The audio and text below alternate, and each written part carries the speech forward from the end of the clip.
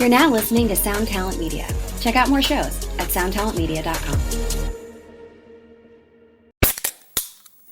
Hey, what's up, everyone? I'm Matt Migaki, the vocalist of Cryptopsy and the host of the Vox and Hops Metal Podcast, where I sit down with fellow metal musicians. We talk all about their lives and music while sharing killer craft beers. If you've ever wanted to sneak backstage and share a beer with one of your favorite musicians, well, Vox and Hops is the podcast for you. This week on the podcast, I dropped a killer episode with Kelly Schaefer of Atheist. There is this episode and over 440 other ones to help you enjoy life, metal, and craft beer. So what are you waiting for? It's time to become a Vox and Hops head. Cheers! Hey, what's up, everybody? I hope it's gravy in your neck of the woods. I just wanted to take a minute here and talk to you about Sinusoid. If this is your first time listening to this podcast, maybe you haven't heard about Sinusoid before. And if you have listened to this podcast before, I'm almost guaranteeing you already know about the greatness that is Sinusoid. They make cables, and you probably play a guitar or some other sort of instrument, and that thing probably needs plugged into a pedal board, and that probably needs patch cables, and that probably needs another cable. You need cables in your life, so why not get cables from the best folks in the business with the 100-year warranty? And I mean, these guys are just great, and they've been supporting the show for a long time. You can go on their website, get exactly what you need, exactly the way you need it on their custom cable builder, and I can't say enough good things about it. You got to go to sinusoid.com and check it out today. Just do it already. I also want to tell you about Stringjoy. Stringjoy guitar strings. You probably figured that out by the name, but in case you didn't, now you know. So they are made down in Nashville, Tennessee, and I talked about this on the last spot, but I actually had the opportunity to go down there and help set up some stuff here last summer or whenever it was.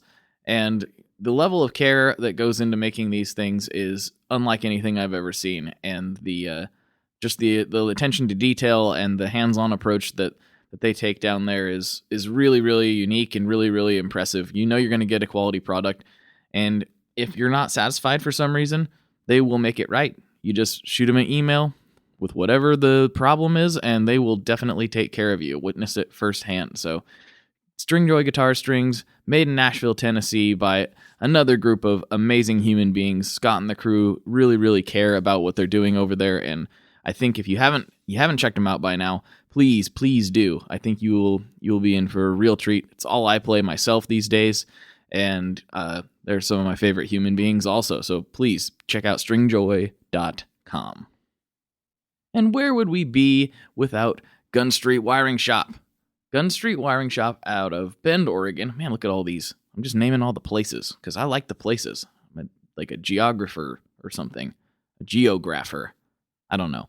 But, I got to talk to you about Gun Street Wiring Shop. So you've been playing the same old guitar for a long time, or maybe, you got a little cheaper instrument and it's got some kind of questionable quality wiring in it.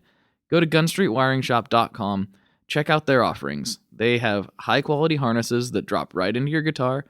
Really easy to understand instructions. I was even able to do it, and I'm me. I'm not that bright. You're hearing me talk right now. Clearly not a man of extreme intelligence. So if I was able to do it, that means you can handle it too. And Sean will help you through every step of the way. And maybe you got something crazy you want. Maybe you want something out of the box that's not on the website. He can do that too. Just go ahead and email. All the contact info is right there at gunstreetwiringshop.com. And he will get you set up with exactly what you need for your instrument, and it will be sounding better and functioning better than ever. So yes, gunstreetwiringshop.com. And last, but certainly not least, I want to talk to you about Walrus Audio. Walrus Audio is sponsoring the show this week, and they just dropped a new reverb on the world. The Slow Textured Reverb. Yes, that's the name, Slow. And they've called it a textured reverb. And the demos all sound really, really excellent. I'm actually kind of surprised that they went for a reverb, but it does seem to have some unique voicings and functions, and I'm really excited to try one out at some point. It's a really, really cool pedal. Walrus is making great stuff, and you'll be listening to Colt on an upcoming episode here pretty soon. But if you haven't checked it out, go just type in Slow, S-L-O, Walrus Audio into Google, and I'm sure you're going to get a ton of demos and a ton of information. There's a lot out there, so check out walrusaudio.com for all of the details. Okay, that's it for our sponsors this week. I just wanted to make a quick note. I don't generally, put just tons and tons of personal stuff out there in the podcast in a traditional way. It's not like my personal blog or anything. But this episode is pretty special. I'm a big fan of Converge. I've listened to them for years, which is, this is obviously a pretty exciting moment for me. But also, the day we recorded this, my son was born. I have a new son, so now I'm a father of two.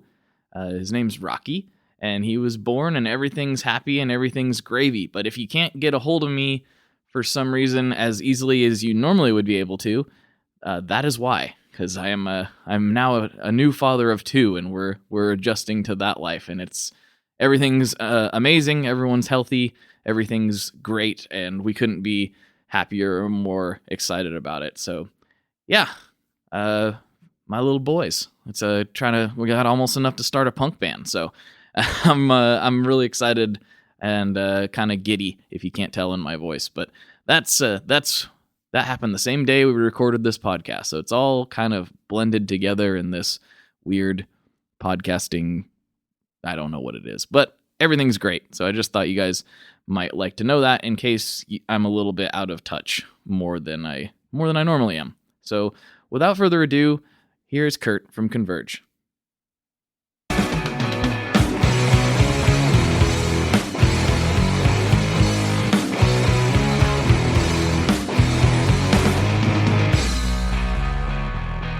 Hello, everyone. Welcome back to another episode of the Tone Mob Podcast, the show about guitar tone and people behind it. I'm your host, Blake Weiland, and with me today, I have Kurt Ballou from Converge. Hi, Blake. How are you?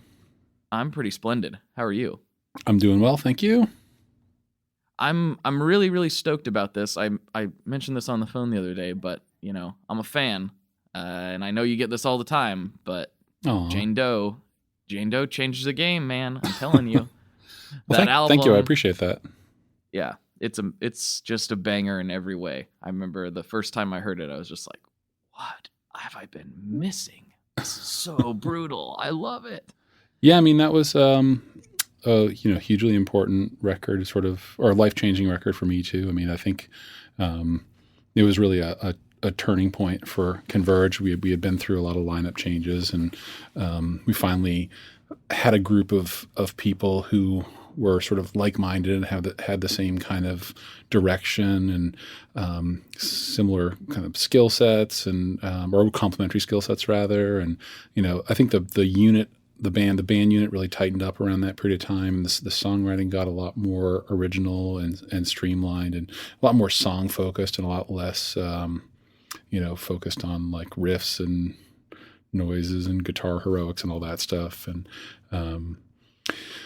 And also the music scene that we were playing in was changing a lot around that period of time too. And I think because of the timing of that record, as well as just like the changes that happened within the band and within our personal lives at that time, it ended up being like a really significant record in my life, and I think also like a significant record in the music scene that we play in. Yeah, and I was trying to describe, because I've got a pretty wide range of people that listen to this show, from country guys to full blown death metal guys, and all kinds of different people. And I was trying to explain somebody who had never heard Converge before, like what kind of music it was, and I actually struggled with putting it in a kind of a genre box, but I think that's a good thing. How do you describe it to me? Yeah, I mean, I would agree with that. I think every generation is sort of a melting pot of the music that they're raised on, and for us, we were kind of like the first MTV generation, and one of the last generations to not be raised with the internet. So we still had like our music communities were really strongly geographically based and not like genre based, which gave us a pretty diverse exposure to underground music in the Boston area. Being like a college town, there was all kinds of cool stuff going on, whether it was the Pixies or whether it was Wrathchild America or Slapshot or a little before my time, but bands like SSD and DYS and Gangrene and Jerry's Kids, that kind of stuff, was really intense music. And I think I found the punk stuff through skateboarding, and Thrasher magazine obviously was like, for like a pre-internet age, was like an excellent window to underground alternative cultures for the kind of sheltered suburban kids that we were.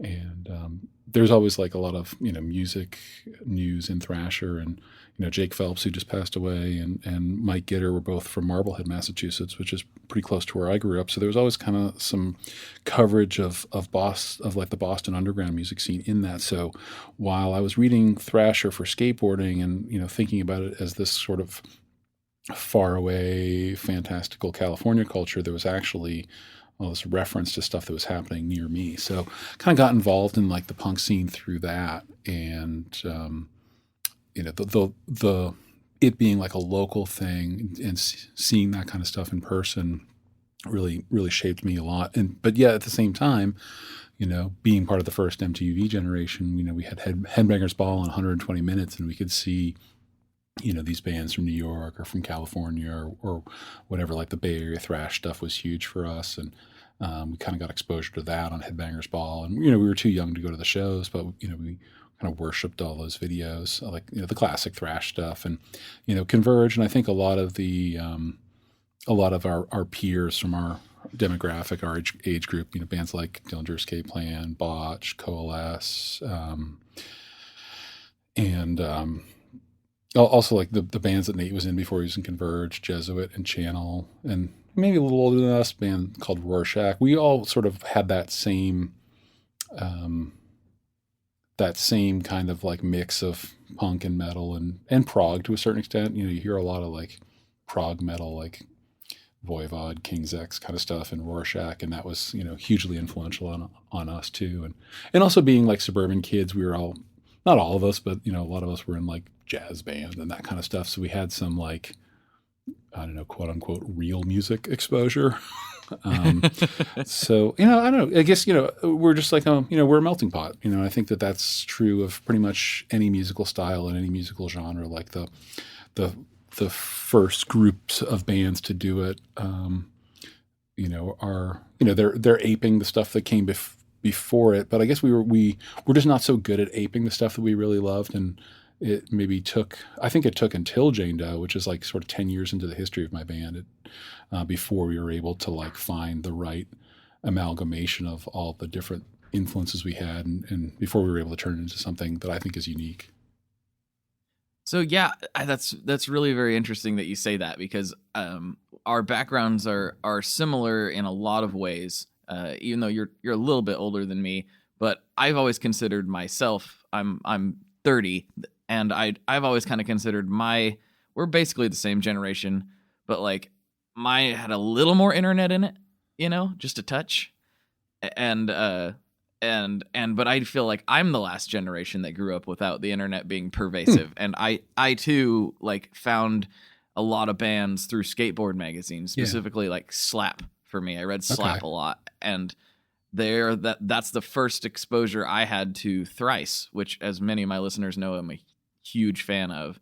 And the first time I ever seen them, they were in a skateboard magazine. Cool. And so it's like this, I didn't even click that thought into my brain until you'd said that. I was like, wait a minute, me too. This is interesting. Oh yeah, I think it's actually a fairly common story. Like, I don't know if you ever listened to the Turned Out a Punk podcast. No, I haven't, but it sounds like I need to. It's Damien from Fucked Up. Mm-hmm. It's his podcast just about, he interviews all sorts of people from all different kind of fields of interest who have some early connection to punk rock. And it's always really interesting. I mean, he gets like, there's people from bands, but also like some really like, big time actors and comedians and stuff like that. So it's definitely worth listening to. He's done a lot of episodes, but that like skateboarding connection comes up all the time in that, because he asks everybody who comes on, like, what was their entry point into punk music. Wow, that's very interesting. I guess that makes a lot of sense. There's a lot of crossover in the two cultures, Oh, totally. and they kind of have the same attitude, and it tracks a similar breed of person, I suppose. Yeah, for sure. I mean, and I think, in and the third head on that monster is pedal building, or really any kind of DIY thing, gear building or whatever it may be, or whether furniture, or booking your own tours or anything. It's the DIY attitude that's very much a part of skateboarding. I think is something that is very similar to the way that people approach punk rock, and also very similar to the way that a lot of people approach building pedals. The idea of like reappropriating your surroundings, reappropriating what you have, or not being satisfied with things as they are, and trying to find a way to change them and tailor them to your needs, or remold them in your own image. Yeah. No.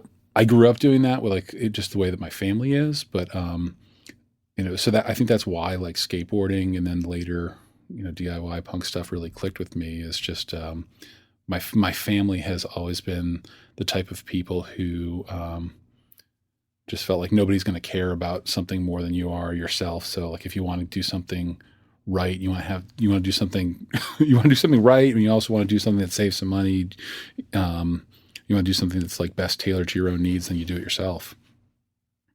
That's really interesting. Is that something you've kind of carried with you the whole time? Is this just like, well, I'm going to learn recording, I'm going to learn circuit design, I'm going to learn, is this just been a constant in your life since you were a child? Yeah, totally. I mean, like actually my mom was like cleaning out the attic recently, and she unearthed all of these old notebooks of mine where I just used to design ski areas, like fantasy ski areas. This is what I did for fun as a kid.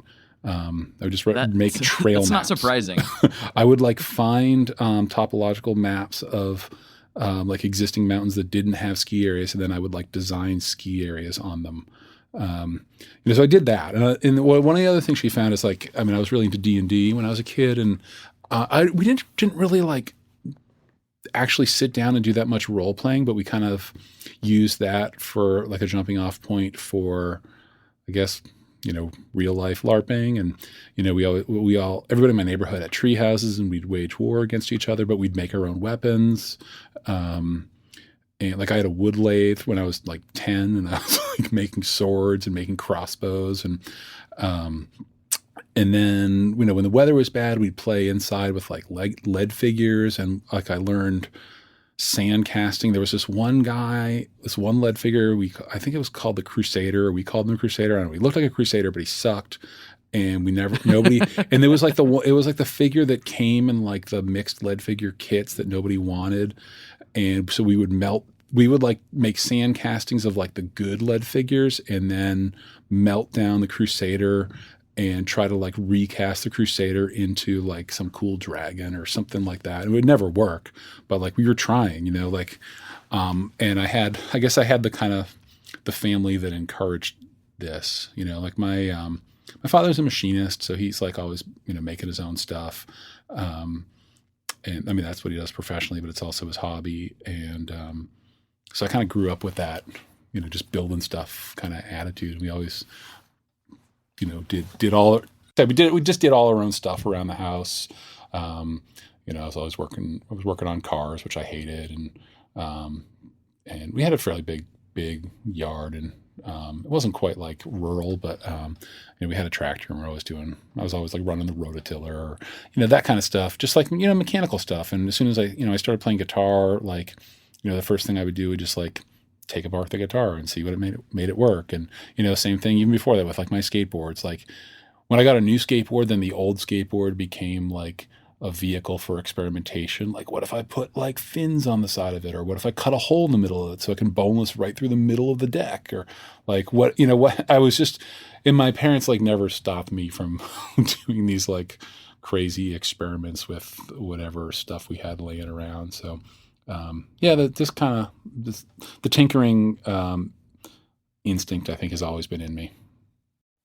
I was gonna say, since we're in your childhood, I've always been curious, because you sound like you had a very similar childhood to me, and I know when I started getting into heavier music and things as a teenager, my parents were a little hesitant about it. They were cool. They let me do my thing to an extreme degree, but they were also like a little weary of some of the bands I was listening to. And I as now I'm older, I'm like, oh, I get it. Like they'd never been exposed to this stuff before. It wasn't part of their wheelhouse. And I was wondering what your parents thought about, the path that you took. Yeah, it was the same for me. I mean, my parents aren't what I would call conservative, like politically, but they're very like sweet, nice, normal people, like Leave It to Beaver's family kind of style.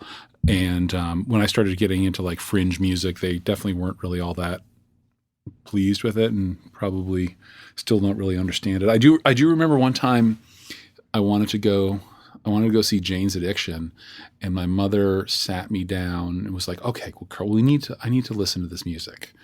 And I was probably 15 or something, and and I gave her the tape of Nothing Shocking, and how like it doesn't happen so much anymore, but how bands used to like print all of the lyrics, like everything, yes. like the whoa-ohs, and like if things were repeated, they would like repeat it each time in the lyric sheet, and they would put the name of the guitar player who did the solo, and all. It was like a very thorough lyric sheet. So she decided she was going to listen to the Jane's Addiction song "Ted Just Admit It," which has and so she's like reading along, and then she gets to like the bridge part, and she just goes, I mean, you got to imagine my mother's like June Cleaver, and then she's like, Kurt, you're not going to this concert, and I didn't, but yeah, and also I think as I started getting into music, it was also the time that it was like mid to late teens when all sorts of social distractions and cultural distractions start creeping in too. And it was the time for me when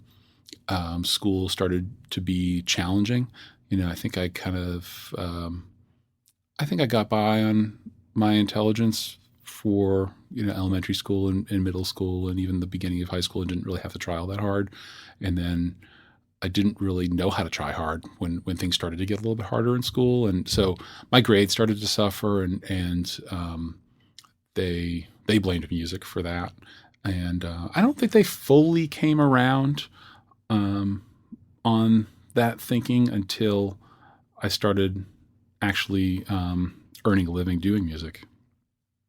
Was there an kind of a aha moment for them where it was like, oh, this is a real thing that he can really do for like a job? There may have been, not that they've expressed to me, but I think it was also it was a spectrum. Like they started to. It went from being like resistance to acceptance to support over a period of years. That makes sense. They're very supportive of me now, and appreciative of what I do, and really proud that I haven't had a straight job since the end of 2001. So I mean, that's pretty unusual, I think, in the music business, at least in like underground music. So I think they're pretty proud of that. Yeah, and they should be. You've done good, kid. You know Thanks. what I mean? Let's go to. I'm gonna dive over into the Facebook group and see about. I've got a few questions from the group in there. Sure. Are we supposed to be talking about gear? Well, talk about some gear, man. Supposedly this is a gear podcast, but okay. in reality, I mean, Because I got gear. I know you got gear. You've got some serious gear. That's actually a good thing. Before I get into the Facebook questions, those are a little more specific. Let's go gear. How has your gear changed since? I mean, I feel like, and I think maybe you and I view this similarly. Jane Doe is kind of a major turning point. Let's just kind of start there. How has your gear taste changed from then to now?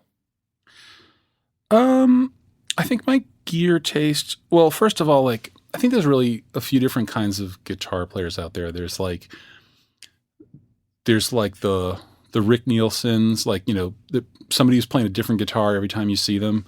And then there's like the Fugazi type thing where like a band can have a career that, they do a number of different albums with the exact same gear and still find a way to reinvent themselves. And I'm super appreciative of both things. I think I sort of fall more on the Rick Nielsen side of things where like I believe that tone comes from the fingers, but I also believe that tone is a journey.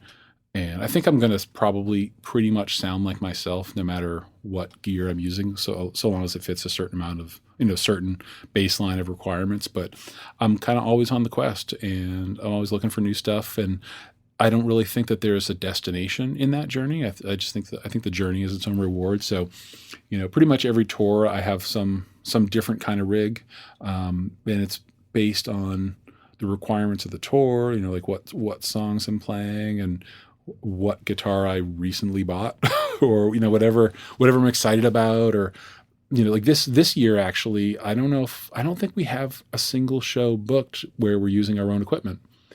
So I have my own guitars, but it's different back. Like the last tour I did was in Australia, and that country's big enough that bands who tour down there typically fly to every single show. So you're renting new backline every single day. So you can't really be all that particular. You kind of just have to go with like really standard stuff and figure out how to make it work. And I prefer to like not have a lot of curveballs in that. It's cool. Like I've gone down there and I've had like match lists for backlines, but I've also gone down there and had like really weird, bad sounding stuff for backline too. And I'd rather any names or anything. Yeah. Well, no, just maybe like a not well maintained amp or something, even if it's a good brand. And the cabinets obviously are a wild card. And our front of house engineer, he definitely likes consistency. So on this past tour, I did the unthinkable and toured with a Helix, and it's great. I don't really have any fancy pedal needs when it comes to Converge. So and all the stuff that they have in there is sounds good and is adequate for what I need to do. It's taken me a little bit of getting used to the way that their like looper works, but the fact that the tuner uses so much DSP that that you can't like I like to like run loops while tuning. But apparently the tuner uses so much DSP in that can't happen. I don't know why, but anyway, so little frustrating things, little quirks you get used to. But now, like with that, and I forgot to mention, I'm also I'm using IRs that I made in my own studio for the cab sounds and that. So I was able to get something that I thought sounded really good, and I dialed it in my studio, listening on my studio speakers, comparing it against other. The recorded sounds of our records. And I was able to dial in something that I thought sounded really good. And so it would end up working out great on this tour because, our front of house engineer ends up getting the exact same thing every day. Like we're just going line out of the thing right to front of house. And then I'm also going like line out to power amps on stage just for some stage volume, just using JCM 900s for that. And it actually sounds really great and lets me play and sound loud at any volume. And so like the guy who did all the amp modeling for that stuff is Ben Adrian, who's like, he's a punk dude, like grew up in the hardcore scene in Indiana, and like he plays in like noise rock bands, and he had a pedal company for years before joining Line 6 called Ben Adrian Effects. The Kowloon Walled Bunny might be one of his best known pedals, which is like a signature pedal for that band, Kowloon Walled City. That's actually, he modeled the Kowloon Walled Bunny in the Helix. So anyway, I'm pretty stoked on using this thing, even though it's like, it's not cool. It's not fun. Like I don't like the gear, but I think one thing that's really changed a lot in me if you want to talk about my gear evolution has been, I've been trying to I do have that typical like gear snob tendencies in myself, and I've really been trying to overcome that. I've also been trying to learn to work in a more modern way when it comes to my studio. I'm actively trying to not be a Luddite. I do have a general disdain for amp modeling and for drum samples and for, digital recording and digital mixing and all that stuff. But I'm also like recognizing that like bands don't care anymore. And I mean, some bands care, but the vast majority of bands don't care. Audiences don't give a shit at all. And record labels really don't care. And it's getting much more frequent for me, even with older experienced musicians that started recording on tape, it's getting really common for them to expect that I can just like, do mix revisions like 3 weeks later, or that I can just, quickly like give them a guitar sound with more gain, or, all this stuff that a lot of modern recording engineers are doing is now becoming expected by my clients. And while I don't necessarily agree with it myself, I don't want to be someone who's unfriendly towards my clients because I'm some kind of old recording Luddite. So I'm trying to get into this like newer technology, and it's all engineering though, which is cool. I love engineering, and engineering is I think in its purest form is just using technology to solve a problem, whether that's like recording engineering or electrical engineering or computer science or whatever. And, so this is what I do when I'm designing a pedal, or this is what I do when I'm designing a guitar. It's what I do when I'm mixing a record. And I'm okay with the idea that like, computer engineers have developed software that addresses a problem in the music industry, and now is actually starting to do it pretty well. So you mentioned something like, well, you mentioned a lot of things that are really interesting in there, but you mentioned that you don't think bands care. And I'm curious if you want to expand on that a little bit, because I feel like at least the guitar circles that I run in, we really care. And I know we're kind of hyper nerds on that sort of stuff. I mean, this is a gear podcast community. When I said bands don't care, I didn't mean that bands don't care about their own sound. I meant that bands don't care how I get. Like when I'm recording a band, they don't care what mics I'm using, or they don't care like what plugins I use, or like which EQ I choose, whether it's hardware or software, and they don't care if I'm mixing on a console or if I'm mixing or if I'm mixing in the box. They care about the results. Now, I do have the privilege of being a pretty experienced recording engineer with a lot of records under my belt, so. The people are like, I don't have to spend as much time trying to get my clients to trust me as I used to before I had less experience and less of a discography. Now that I have a pretty deep discography, like people are coming to me because they like work that I've done, and they sort of already trust me. So I'm not doing a lot of work to win people's trust anymore, which is a nice privilege to have. But like, so for people who already trust my instincts, especially, they really don't care. Like, am I using a Neumann microphone, or am I using like some weird like piece of junk that I found, or whatever? Like that stuff is not important to them. But I mean, absolutely, like musicians care about the equipment that they use. If someone's taken a lot of time to like put together a really killer pedal board, then they show up here and I was like, nope, we're just putting everything in XFX. Like, obviously people would care about that. Okay. And I would never know. Like the first thing I do when I'm recording a band, I never try to change them. Like in fact, more often than not, I have to convince them that I actually care about their opinions. Sometimes people come in with like we like the records you've done, best, just, we'll do what you say.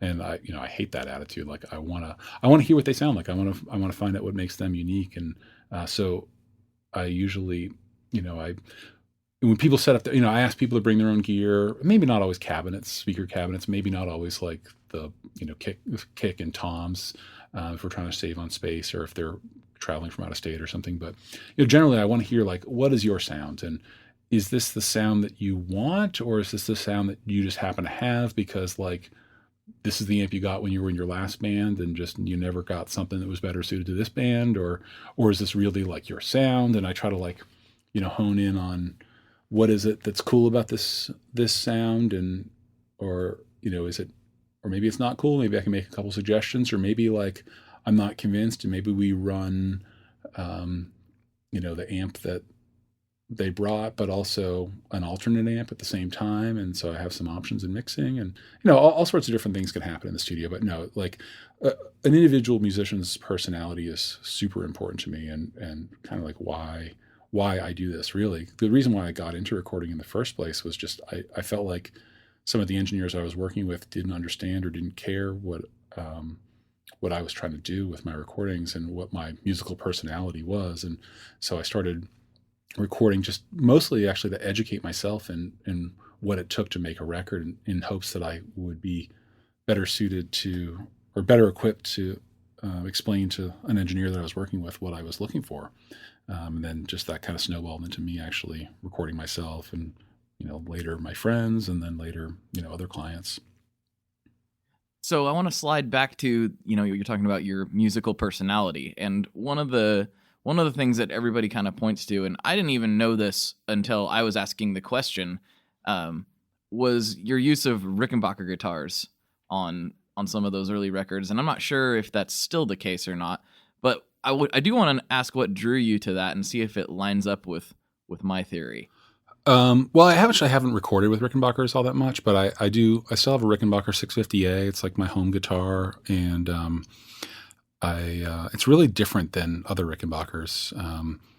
And I think that's what drew me to it, is that I have really big hands, and it's those guitars are like 1.75 inches wide at the nut, so there's extra space where like if I play like an 1.11/16 or 1.5/8 nut, then if I do some sort of like complicated voicing, then inevitably like my finger's going to be muting adjacent strings to the strings that I'm fretting, unintentionally, just because of like the tightness of the string and the closeness of the strings. So like the 1.75 wide fretboard, I find to be better for my big fingers with complicated voicings. I even was trying like 1 7/8 for a little bit, but that was just a bit too wide for me. So I went back to 1 3/4, and then but Converge tunes to generally like C or D, and the 650 is like a 24 3/4 scale length, which is, in my opinion, a bit short for that tuning. So Yeah.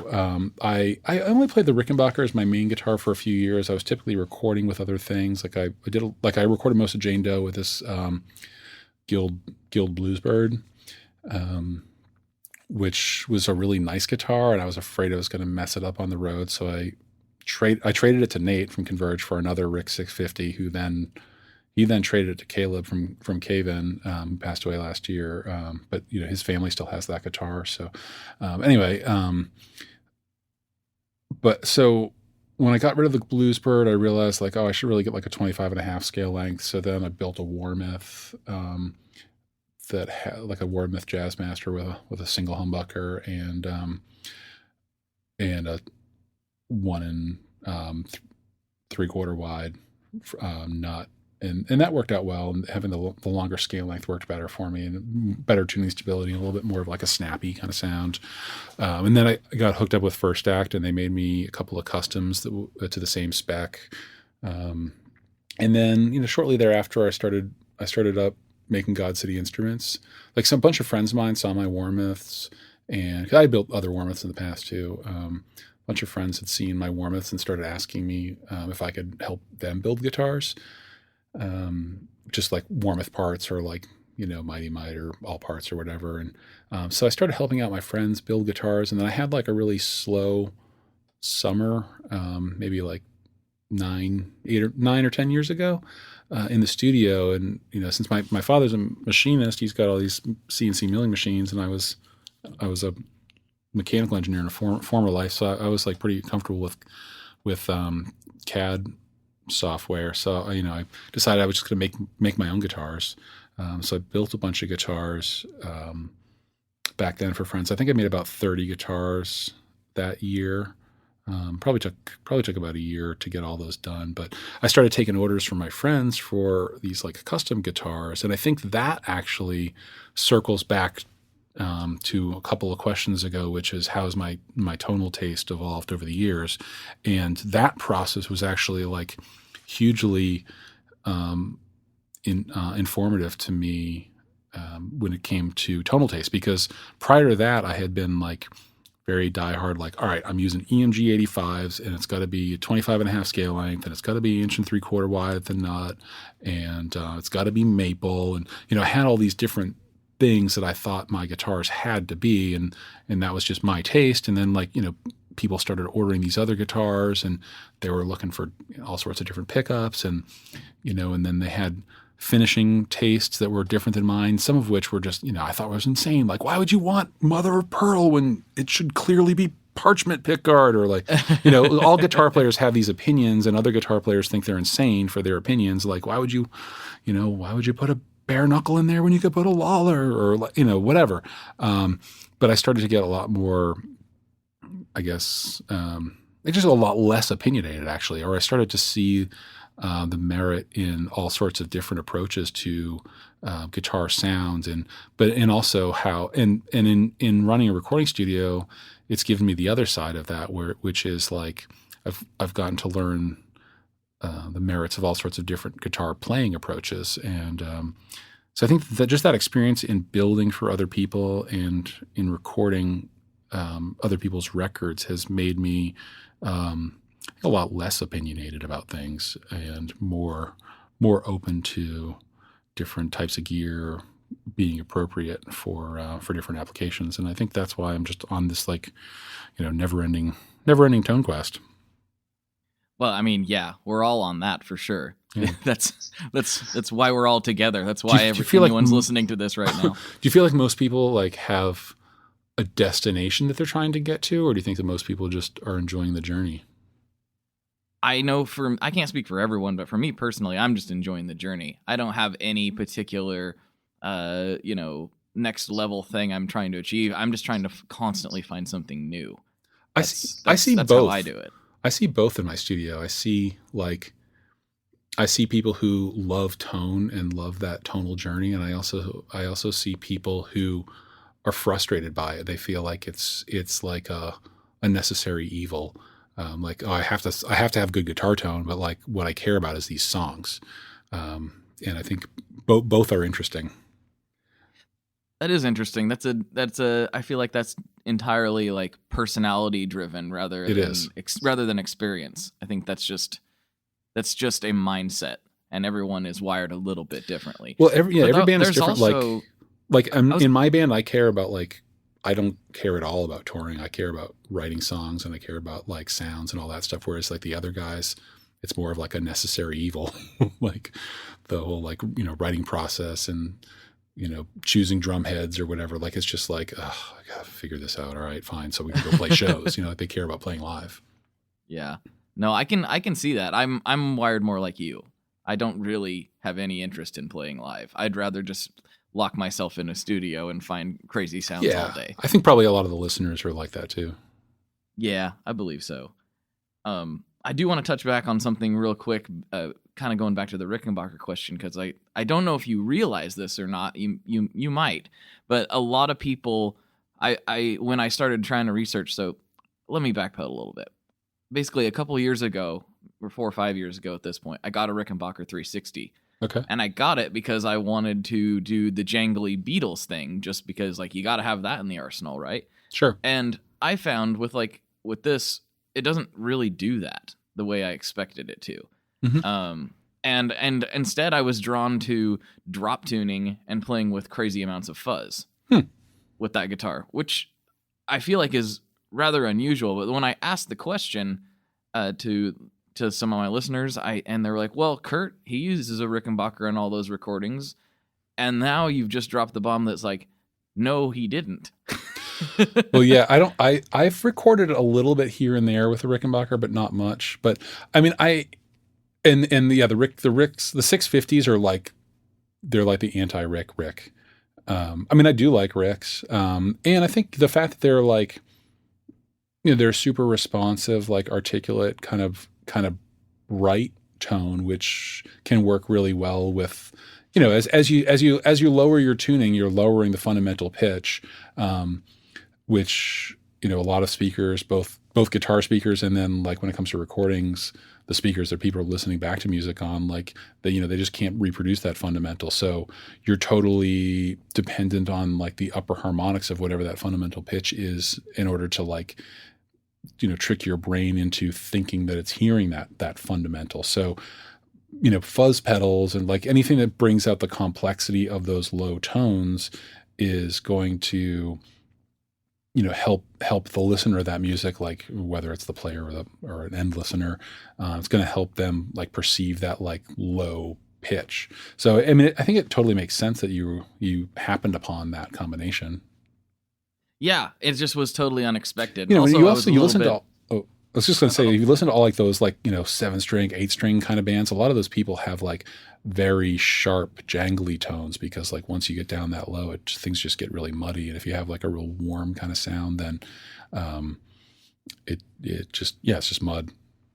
No, that makes a lot of sense. My 7-string has very, very bright humbuckers in it, and it works for that reason. Yeah. Before I get, I mean, I could just ramble all day, but before I get in trouble, I should dive back into some of those Facebook group questions. All right, let's do it. So I'll pick a few of these ones. So Tyler Aldridge, first of all, says he loves Converge, and I think Thanks, this is a Tyler. great question. Yeah, and he wants to know how you settled on balancing noise and clarity in the kind of the same sound. Well, I think one of the driving factors for me in songwriting has always just been trying to find stuff that's new, but I don't think I'm like that inspired and at a very primal nature to create new stuff. But what I am is like really bad at ripping things off. So if I try to like ape something else and then I do it in a different tuning and I hit a bunch of open strings, then maybe it doesn't sound like the thing that I'm ripping off. So, and if I do those, if I experiment with all sorts of different open tunings, then like a lot of that kind of noise and drone stuff that goes along with whatever I'm riffing, that might be sort of unique, and maybe it's got a bunch of discordant nature to it or just a somber nature to it or something. I think that like the accidental stuff that happens in the spaces is really compelling to me, whether it's like drone strings or feedback or whatever. That kind of stuff adds like an air of uniqueness to the sound. Yeah, that makes sense. I can hear that too in what you do. So that makes a lot more sense. So let's see. Dylan Clay asks, how and if you approach producing other bands differently versus your own? Well, I think with any project, I am, the first thing I got to think about is schedule. And, like with Converge, we're able to do things on a much more open-ended basis. So I can be super idealistic about how I approach it, and we can spend as much time getting takes or sounds as we want, within reason, of course. Whereas with another band, like I've got to keep things running on schedule. And I generally try to identify who like the point people are in the band. Typically a band doesn't have, like if a band has 4 people in it, there's usually like 1 or maybe 2 people that seem to really have the vision for what the record should sound like, and I try to find out who that person is, or if not, I try to find out what the common ground of all the people is, and then think of that common ground in the band as my client, and then constantly taking the temperature in the room as to what the acceptance criteria is, both for like sounds and takes, and what is their definition of good. And that's a big part of the reason too I like when bands bring their own gear and set up their rigs, and I can kind of listen to them and recalibrate my ears and my brain to like what they think good is. And when it comes to my own band, I'm that person, so I already know that stuff. When it comes to my band, there's a lot of stuff that can go unsaid in the recording of a Converge record that needs to be discussed when recording another band's record. But it really is essentially the same thing. It's like, figure out who your client is. Is it the band? Is it the band's audience? Is it the record label? Is it the band's manager? Or is it some combination of all those things? Like who am I trying to make happy with the result of this record? And then how do we get there? And how do we get there on budget? And with the amount of time allotted, and does something need to change in order to make that happen, or do we need to raise or lower our standards, or whatever that may be. But yeah, it's always tricky trying to figure that kind of stuff out. I have to say, you give really, really excellent ansers to Thank you. All these questions. Like it's almost, it's not, I wouldn't It's like say I've been interviewed before. Well, that's weird. It's like this is not your first time or something. These are very well thought out. I like it. So here's a good question. I've got a script. Oh, you got a script. Wow. Yeah. You're probably secretly in this group. You've already read all these questions. That's what's going on. I'm not. I'm sorry. I know you're not. I wouldn't expect you to. You're surrounded by enough of this on a daily basis. You don't need that as well. Plus, Facebook's a whole nother topic for another. I'm surrounded by conversation. toddler doo-doo on a daily basis. That's my normal right now. But someday I'll get back to being gear obsessed on the internet. So here's a good one. Jason Fuzzmonger asks, what band you've worked with that has taken you most out of your comfort zone? I hope that's his birth name. It's not. I know what it is, but Okay. I don't want to out him. Oh, and then I hope it's something really embarrassing. It's not. It's very solid. Okay, cool. But Fuzzmonger's way better. Yeah. Sorry, what was the question again? Oh, yeah. What band that you've worked with that has taken you most out of your comfort zone? Ooh. I always draw a blank with like the what's your most, what's your least, this, that kind of questions. I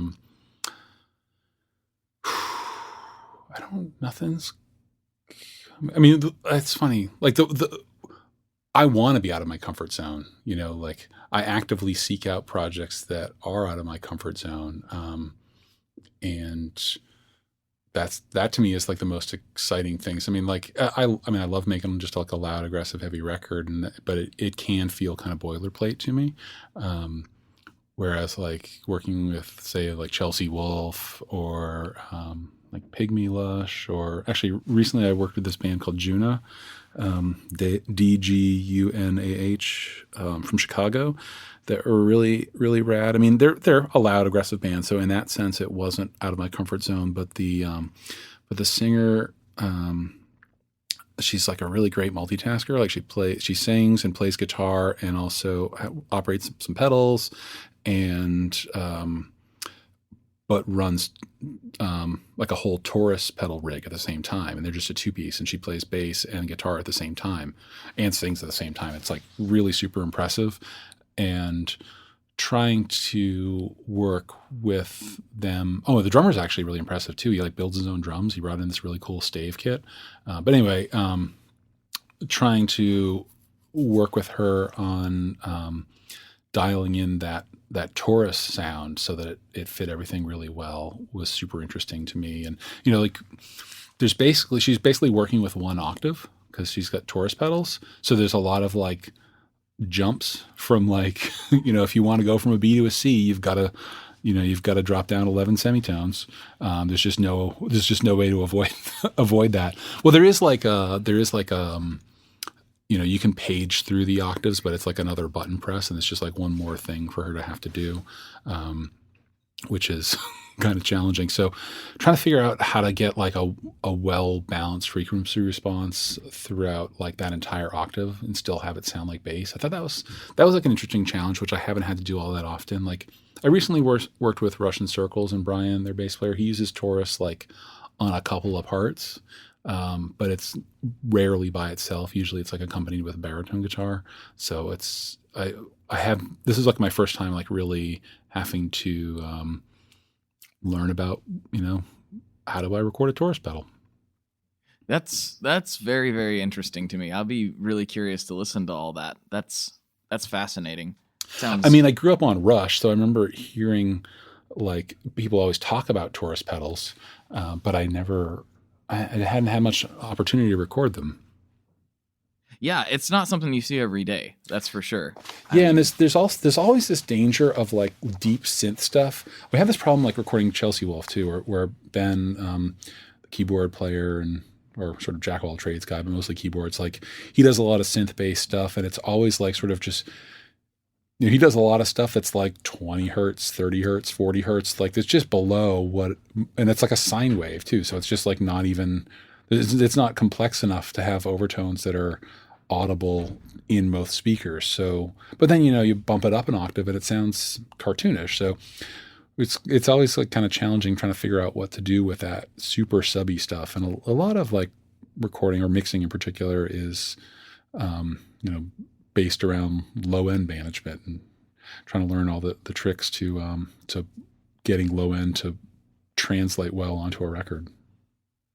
Is that a big challenge, like trying to get low end consistently, or is it just with certain bands doing certain things? I mean, it's both. Stable low end is really challenging, but I will say what is a challenge is trying to educate my clients on just sound in general as to what will translate onto a recording well. Like, bass players playing with too much low end, for example. And, they say that like, oh, I like really deep bass, but what you actually might like is bass without a lot of treble.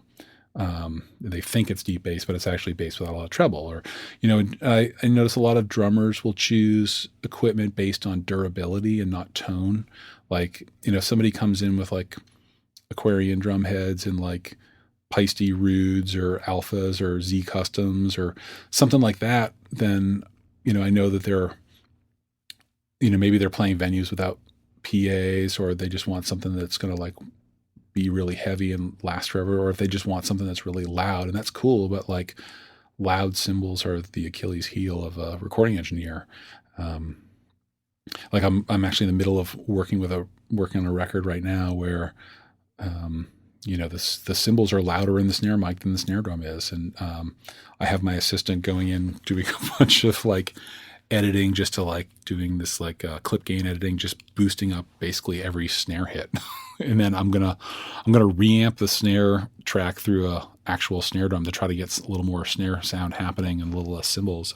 Because cymbals don't sound good in off-axis dynamic mics. They're meant to sound good from nice, fancy, expensive overhead. So if you can, if the drummer can choose cymbals that record well, that maybe aren't the most pleasing thing to play live, then the record will sound better. And the same's true with guitar players. I mean, when I first got into playing guitar, like everybody had pink Charvels and like ADA MP1 rack mount preamps, and they all had BB sonic maximizers, fully dimed, and the guitars sounded huge in their bedroom, but like they had a frequency response that was like masking the bass guitar and masking the cymbals once you put them in a room with a full band. And so trying to impress upon people that like stick to your frequency range is kind of a challenge sometimes, and also just volume too. Like if a guitar player dials in their amp standing in front of the amp in a room and it's loud and awesome, they get pumped, and then they come into the control room and listen back to it with mics in front of it, but at 1/10 the volume, it's never going to feel as good. And this tricks that I can do to sort of invoke the feeling of standing in front of a loud amp, but nothing is the same as that actual a volume of moving air pushing at you. And our ears are, very much nonlinear instruments. So, we perceive sound differently when it's loud than when it's quiet. Yeah, that's for sure. And, one thing I've tried to tell people before on that same subject is sometimes, and this, nobody likes to hear this, I don't even like to hear it, but it's true, is that sometimes bad tone is the right tone for that particular track. Oh, I have a bunch of cheap amps and a bunch of cheap mics that are perfect for that stuff. Yeah, it's crazy. Like, I mean, I have very limited experience with all this, but one particular experience I'm repeating myself, but one particular experience where the song just wasn't hitting the way I wanted it to. It just like the guitars sounded good, but there was something missing. And so I recorded this like hyper trebly, nasally chord work over it, and like super distorted, and it sounded kind of awful in the room. But once we mic'd it up and set it in the mix, it was like, aha, now it's good. Like, that's what we were missing, Yeah, I mean, everything can't be a full range tone. Actually, you know what? I just thought of a really interesting challenge. Speaking of full range tone, recently mixed an Author and Punisher album. I think it's been out for a few months now, and basically every sound on that record was full bandwidth, all of the synths, all the drums, and they're also like square wave clipped into oblivion. So trying to find some like transient in the drums and trying to find like a frequency range to focus on the various synths was really challenging, especially because Tristan, the guy, he really put a lot of work into making everything full range. And, we worked on mixing the record for a while, actually, more than usual, like maybe 5 or 6 days. And I think we got to like day 4, day 5, and I was like, yeah, hey, go back and listen to day 2. It just sounds so much more exciting. And that was like back when I was really carving a lot of frequencies out of some of the synths in order to give them their own space. And he was like, yeah, you know what, you're right. Like, this is going to change like how I record stuff in the future. And so we ended up kind of rolling back most of the way to the way that I had the mix earlier on in the process. That's really interesting. That takes a lot to kind of like sort of throw away a bunch of work. And it's like, no, this is just better. It just is. Yeah. It takes that's kind of almost sometimes you just got to explore a lot of things. Things aren't always getting better just because you put more work into them. Sometimes they get worse, but sometimes you have to go down those different paths before you can become confident in your initial instincts. And a lot of producing is like that too, where like, you need to try a bunch of different arrangements for a song before you are confident in your initial instinct. That's good. That is the experimental nature that you have developed over the years. Definitely is a good thing in as far as trying to get the most out of the artists you're working with, I think. Yeah. Oh, just quick plug. That Author and Punisher record is awesome. If you haven't heard it, you should totally check it out. Oh, well, there you go. I can put a link to that in the show notes. So yeah, it'll be I there. have no idea what it's called. I'll Google will find it. It's on Relapse, and it's the most recent album. It's funny. A lot of times I don't, the records that I work on, I don't know the names of the record or the song or anything. People are like, yeah, man, that record. And they'll just say the name of the record and not the band, that I'll have no idea what they're talking about. Well, it makes sense. A lot of times that stuff isn't figured out at the Yeah, stage I mean, I know that song is like New Fast Jammer or like, Kevin's Slow One. Or, those are the song names I know. And that'll always be Kevin Slow One to you. For always. Sure, yeah. So a couple last questions before we wrap up the main portion of the interview here. Okay. And these are kind of the standards. We're trying to make these the standards for the podcast. And okay. And this one might turn into a 2-parter, so we'll see. But what is your favorite Boss pedal? NS2. Oh, really? I did not see that one coming. The NS2. Yeah, it's an awesome pedal. Yeah, well, because NS2 has the send and return on it. So I always run distortion pedals in the loop of my gate, because then and I run my gate as like after the tuner, it's the first thing in the chain. So the gating action, it's like a side chain in the studio where it basically the gating action is keyed off of the incoming guitar signal, the sort of the full dynamic range of the incoming guitar signal. And then but then the actual gating happens on whatever's in the loop. So it'll gate all the hiss for whatever distortion pedal that I have in the loop. And there's not a lot of other pedals that have that feature. I think maybe there's like an EHX one. I can't remember what it's called. Or maybe it's one of the big companies. It might be a Dunlop. Maybe a TC? Sorry, what? Maybe a TC Electronic? I don't think it's a TC. I could be wrong, but there's not a lot of noise gates with a loop. Well, there you go. That was a hot tip. I did not know that about the NS2. I mean, I didn't know that's how you ran it either. All Boss pedals are awesome. Well, not all of them, but most of them are awesome, and they have awesome engineering. But yeah, that's my Desert Island Boss pedal, and probably the only Boss pedal that's on my PS2. Those are the only Boss pedals that are on my analog pedal board right now. I love the BF2. It's so good. I don't understand why every time Boss does like a pitch pedal, they make it a completely different pedal. I don't understand a lot of things that they do, if I'm being perfectly honest, but they are awesome. But there's definitely some head scratchers with Boss for sure. Yeah. But anyway. So this is the last one, and this is Okay. this is like kind of the most important question. It's what everyone wants to know. What kind of pizza do you like? Well, I'm a vegan, so that already puts me in the non-standard pizza world.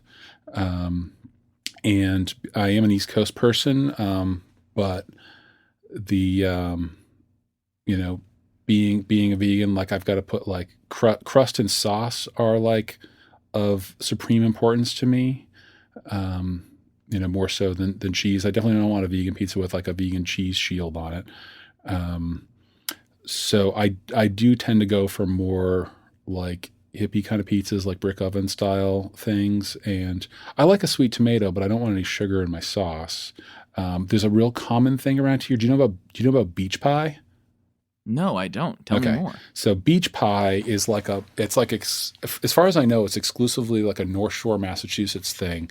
And it's based on two competing pizza places that I think are both in Salisbury Beach, Massachusetts, which is not too far from me.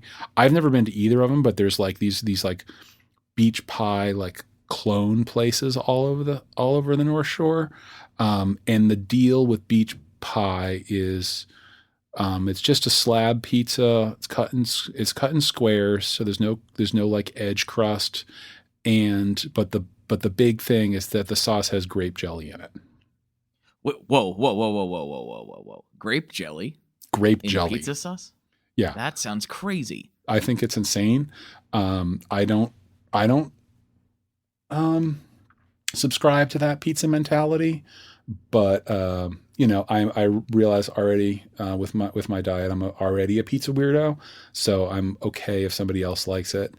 I'm fine with pineapple. Like I know people love to debate that. I'm fine with it. I don't get angry if someone's not fine with it. This Um, podcast is over. I'm done. I don't get angry about pizza. Do you know a man named Nick Sherman? I don't. Nick Sherman is an acquaintance of mine, and he's in New York, and he does something called Pizza Month, where I forget which month of the year it is, but he's been doing it for more than a decade now, I think, where he eats nothing but pizza for an entire month, and he never repeats a pizza place. So he lives in Brooklyn. He lives in Brooklyn, so he can do this. And he gets like news coverage and stuff about this. Like he'll have like a smoothie once a day just for some nutrition, but he will eat nothing but pizza and like one smoothie a day and then pizza only. And every single slice he eats or every single meal he eats has to be from a different pizza place. I could over the so entire get on month. board. I could so get on board with this in such a big way. I love this idea. I Yeah. hope it's in August because I'll be in New York in August. Well, and you can find. then I don't actually. I think he's just Nick Sherman on Instagram. But anyway, look him up. He's like Sherman Tank. He's a cool dude. He likes pizza. Oh man, will do. Yeah. So pizza's good. Oh, I should also mention. I live in an older colonial house built in 1849, and back in the days before they had electric or gas ovens in the house, so I had a beehive oven. So I actually have a brick oven in my house that I have used to cook pizza in. And brick oven, I think that's like the way to go for me. I like big crust bubbles, and I like a little char. I like a chewy crust. Like I don't like a cracker crust. So that's good. We've got a lot of good brick oven pizza places around here. I'm a crust bubble fan too. I'm definitely pro crust bubble. I've seen people get a little bit up in arms about that too. They don't like crust bubbles, some people. And I can't relate to that. I love a good bubble. Well, I try to appreciate low gain fuzzes and high gain fuzzes and active pickups and passive gold foil pickups, all that stuff. I like all kinds of pizza. I like deep dish. I like thin crust. I like bubbly crust. I like beer crust. You ever get into beer crust? Oh yeah. I Yeah. have some beer crust. Yeah. Yeah, beer There's crust is definitely cool. some beer crust around here. Yeah. Not as common as you would think for me being in Portland, but still, it's definitely exists. I don't have a lot of Portland pizza experience, but I think the Sizzle Pie makes good vegan pizza. I'll eat that once in a while. Sizzle Pie's not half bad. If you're ever in town, we'll find you some spots. All right, sounds good to me. All right, man. Well, we'll go ahead and wrap this portion up. Just real quick before we sign off, is there anything you want to plug, say, do? Oh, dude, I got plugs. Plug, please plug. Well, so in addition to being a musician and a recording studio owner, I also am involved in a bunch of products.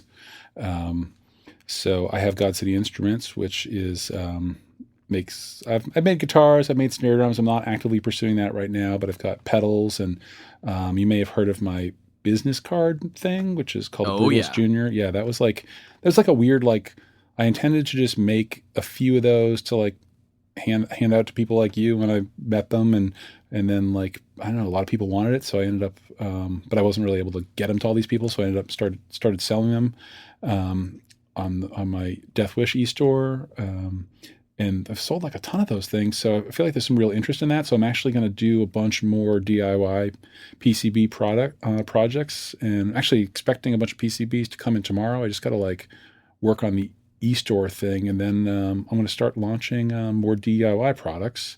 I also have a fully assembled, highly refined version of that Brutalist Junior thing called the BJR, which is due to come out shortly.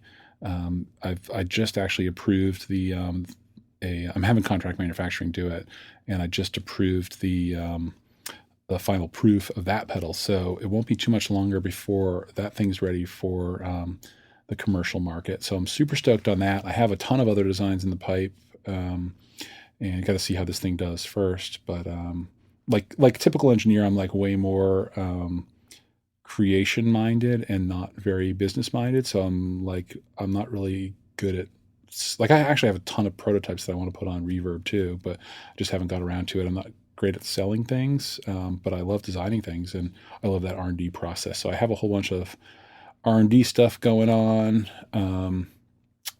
And let's see, what else did I want to plug? Additionally, I have some in the recording side of things. I've got some cool, got a couple of cool educational things that you can check out. I have 2 classes that I've taught through creativelive.com. Sort of 3 days worth of source material. If you want to learn about how I approach recording, you can check out those classes on creativelive.com. I've also done a similar thing to that where I mix a Converge song for URM Academy. They have a program called Nail the Mix. So I did that. So you can check that out on their site as well. I also have a drum virtual instrument that is released by Room Sound.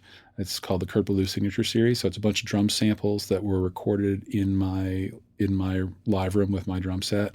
But it's sort of similar to like the Tune Track stuff, where it's actually like a whole virtual instrument environment with mixing tools and all that stuff inside.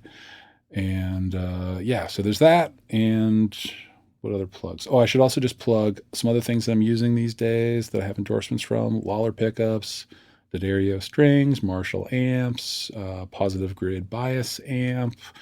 I don't know. All right, that's enough plugs. I hate being a businessman, but you kind of have to. Hey, it's you got commercials too. It's true. I do have commercials. But I wouldn't plug something if I didn't believe in it.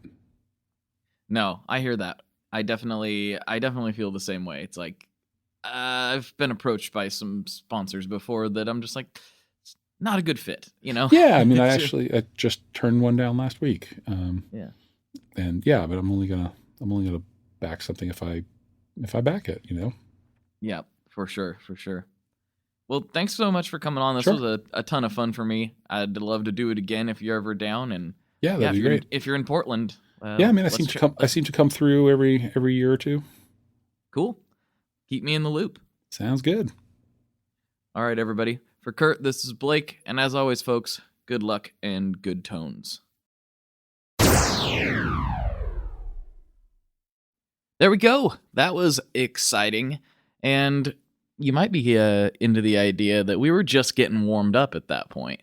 Yeah, there's a whole bunch more on Patreon. Kurt stuck around and hung out with me for a little while longer, and we chatted about more stuff. And I hate to say it, but I feel like the conversation only got better from there. So if that is something you would like, is a little more of those type of talks. And I think we're currently sitting at like 40, this will be 41 episodes, I believe, over there on Patreon. So there's, another 40 plus episodes that you can listen to and check out if that is your cup of tea. And it's just $5 a month. So $5 a month is going to get you extra episodes. And there's a couple other levels with some varying rewards, including one with some discounts from some of our favorite builders and companies. So that's kind of cool. And then, if you go to patreon.com/tonemob, you can see all that and you can listen to the rest of this conversation if you so choose. And like I said, it's just $5 a month. It's not a whole lot in the grand scheme of things, and I do try to put out as much stuff over there as I can for those very special people. So thank you all very much for tuning in. If you have any questions or anything you need from me, feel free to shoot a message to info@tonemob.com or hit me up on any of the socials. And if you could subscribe and like and comment and leave a review on this thing, it all helps, and it's all very, very, very, very, very, very, very, very much appreciated. Could not do this without you. So stay tuned, and don't forget about our monthly giveaway. So we're still doing that, and I'm still picking what pedal we're going to do this month, or whatever object it happens to be. So give me a little bit of time, but make sure you're subscribed to the newsletter so you can be eligible for all that. All right. That's all I have. So I'll talk to you next week. Bye, folks. One last thing before we totally sign off here. I just want to remind you that if you do any shopping at Stringjoy, that's Stringjoy guitar strings made in Nashville, that will help me out as well. As I've said for years, I'm heavily involved in that company, and I really do think they're making the best products on the market. So if you would like to try custom strings, go to tonemob.com/stringjoy and check them out today. I seriously, seriously, seriously love what the team down there is doing. I help them out with all kinds of things, and by you supporting them, you are also supporting me as well. And hey, you need some strings, so why not get some custom strings just for your guitar and playing style? Again, the link for that is tonemob.com/stringjoy, and that will take you right to their website, and you can do all your shopping through there, and that will help everyone involved out. So thank you very much. Talk to you next time. We are brought to you by the wonderful folks at Gun Street Wiring Shop.